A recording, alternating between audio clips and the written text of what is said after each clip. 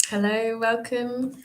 Here we are every Monday at 7 Central European Time for a live class. And this week we're talking about one important question that we can ask ourselves that can completely transform our experience of life. Obviously, depending on the individual, depending on what the current person is experiencing, though this question is super important, and this is what I'm going to talk about in today's class. And this is a question that I actually asked myself as well. So when I was going through a very difficult time, this was probably about 5 years ago, and I was asking myself this question because I felt completely stuck. I felt like I needed to make a change, and I didn't know what, and I didn't know how. And this was a question that I asked myself to really start moving forward in a direction that felt very aligned and more authentic to me, because there were many areas in my life that I felt that things didn't really feel like me anymore, because I was changing, I was growing, I was evolving, and what I was currently doing didn't really feel like me. So I asked this question, and it really helped me to really come back into that sense of, okay, yes, this feels like me, and this feels like I'm on the right path. And I don't know what lies ahead of that, and I don't know what results will come of that. Though it was a source of much comfort, and it really helped me during that time, which led on to meeting many amazing people. It led to learning many amazing things, and it led to the development and the creation of creating change, which is what I teach now, which is this wonderful mix of NLP, creative arts, and dance. So what is this question? This question is, what did I love to do when I was younger? So if you're asking that to yourself, what did I love to do when I was younger? So what did you love to do when you were younger? I would love to hear. You can put it in the comments section. I love to hear that. And you might think, okay, yeah, this question, why is this question so important? It's so important because so many people are not really listening to what lights them up in life and living according to their deepest desires, and really living a passion, soul-led life, and really listening to that deeper knowing within. And of course, it's not about perfection. It's not about getting it perfect straight away and doing everything right straight away and getting to this end goal and this end result. It's about this unfolding, this opening up, this creating space and deepening the connection with our heart and with our soul, whatever that means for you. So this question, what did you love doing as a child? And when you ask that to yourself, what did I love doing when I was younger? Notice what comes up. Notice what comes up. And maybe there were things that you had, a dream or a passion or something that really fulfilled you. Like maybe you loved to paint or dance or sing or create things or speak or write or whatever it is. Or perhaps you love to cook. Perhaps you love to explore.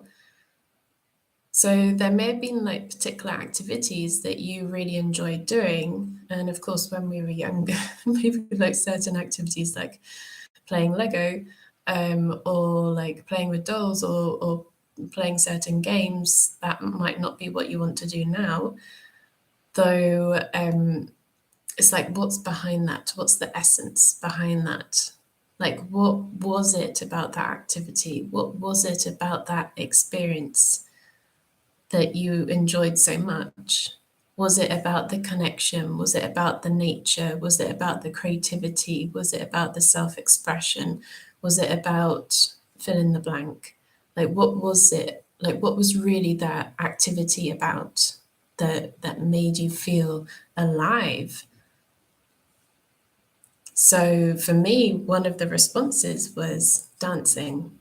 That's something that I loved to do when I was younger. And it's something that I forgot about. That's something that I put to one side until I reclaimed that again. And it was thanks to that question, what did I love doing as a child, like when I was younger?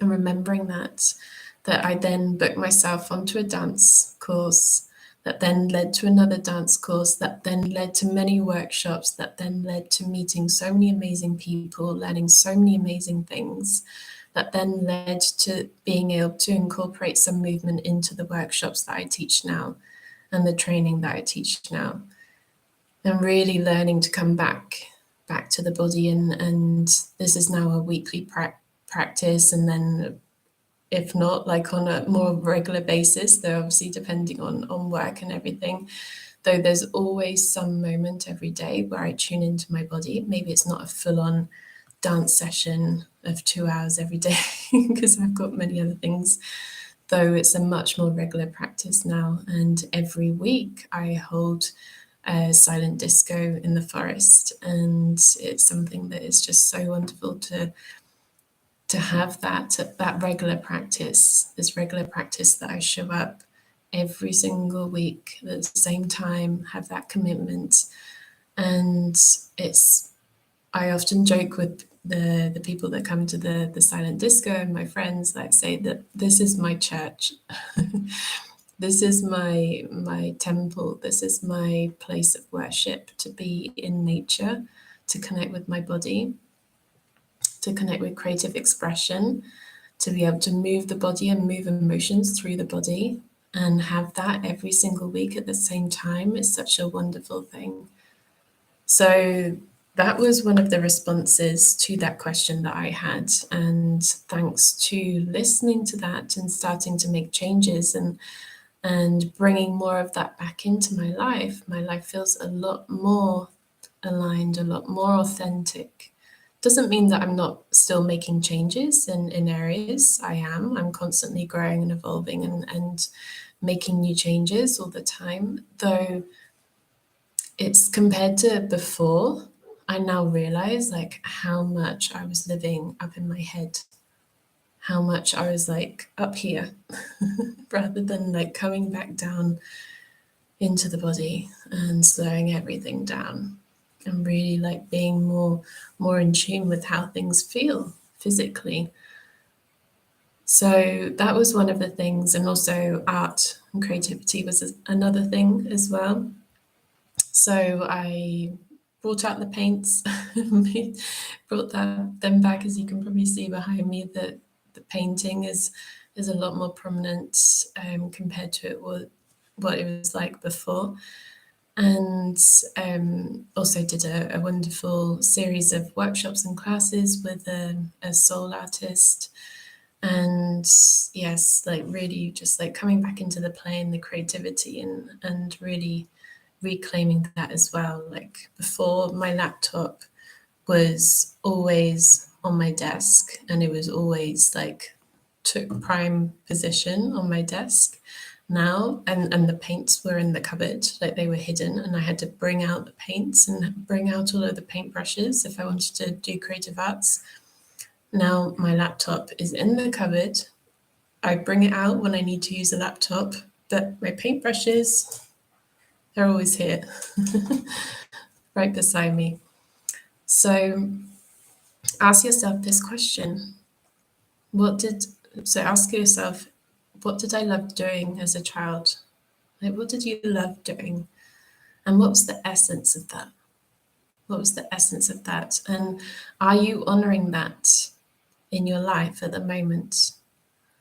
And if not, what steps forward will you take? And it doesn't have to be like a massive leap if you don't feel ready for that. But it can be a little step forward. For example, if you loved adventure and exploring when you were younger, and you feel that you don't really have that anymore, perhaps you can go somewhere new. Perhaps you can try something new. Perhaps you can travel. And if that's not possible, perhaps you can find a new way to walk to work in the morning, or a new restaurant or cafe in your area. It's just getting creative with this and finding a new way to to really bring in that essence, like what really lights up our soul, like what really like inspires us and fulfills us. And it's like, yes, that's what makes me feel alive. That's what makes me feel alive in life.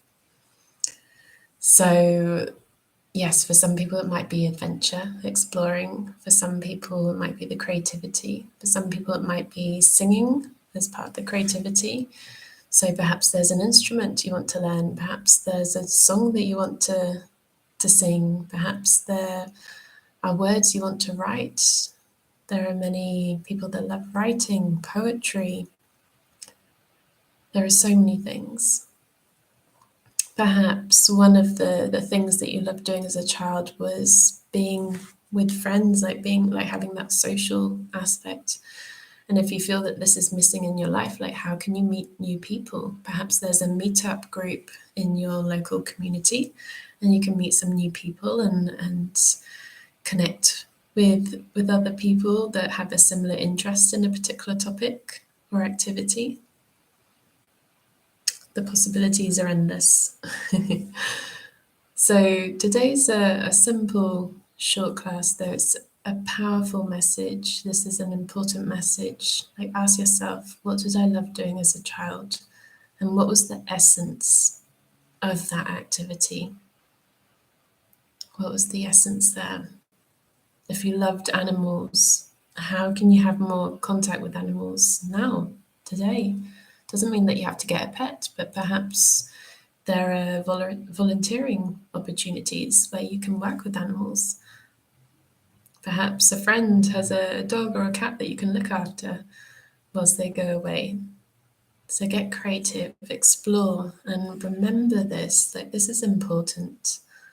Remember that those activities that light you up, because it's all very easy to get caught up in the bills, the to-do list, the work, the responsibilities, like all these different things, which some of them are necessary and important, though it's how can I also honor what lies in within? Like, how can I also honor that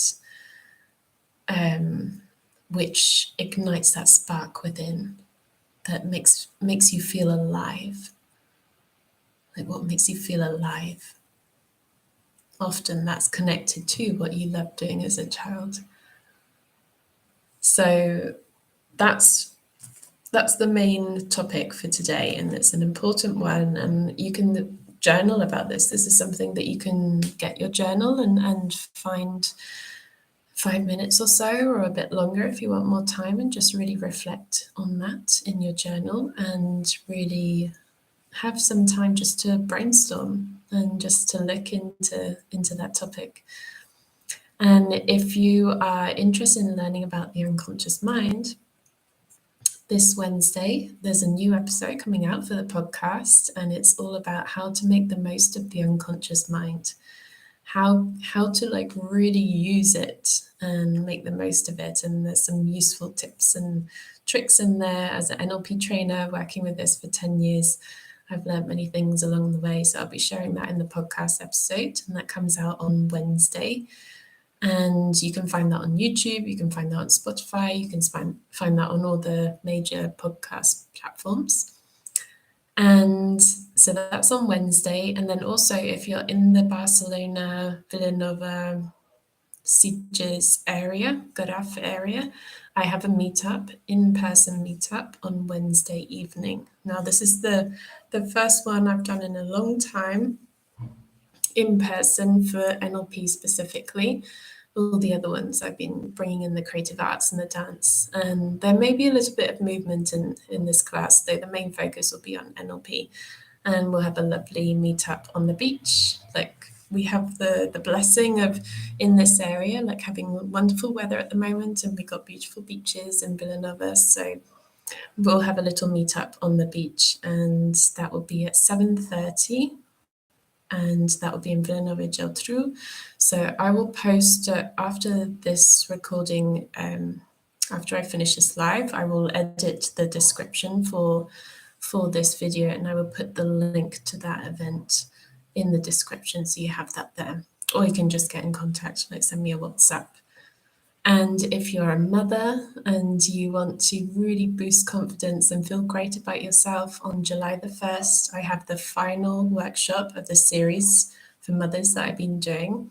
And this workshop is all about self-confidence. It's all about authentic confidence. It's not about being like really loud and like, yeah, I'm really confident, like that. It's more about being centered and grounded in your truth and having that grounded sense of confidence within, that authentic confidence that comes more from within, like deep within. It can feel very calming, very calming. It's like you're very calm and centered and like, yeah, I've got this. I believe in myself. I feel good. So we'll be doing that on the 1st of July, and that's for mothers. And the information's in the description of this video as well, so you can find more information about that. And yeah, plenty of other things to come. Every Monday I'm here. So Mondays I offer new topics. So if you've got any particular requests, put them in the description. I love to hear. I love to hear what you're interested in, what you want me to focus on in terms of the mind and the emotions and the body and the soul and intuition and all of that good stuff. So you just pop them in the description, in the comment section, and I will respond to those. A lot of these topics that I cover, as I've said before, that they've come from people who watch the videos and who listen.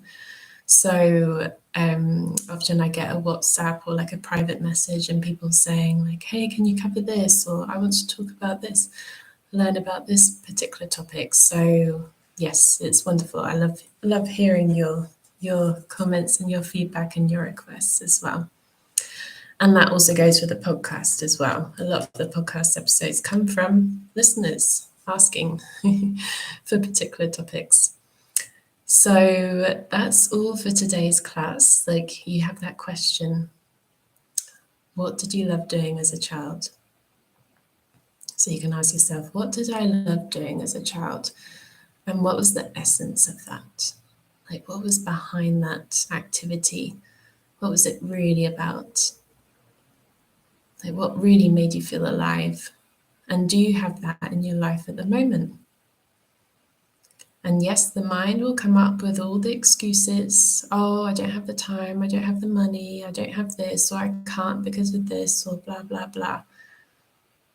It's possible.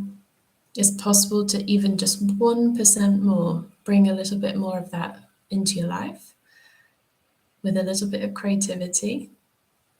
And even just thinking about that time in your life when you were younger, doing that activity that you loved, being in that environment that you loved.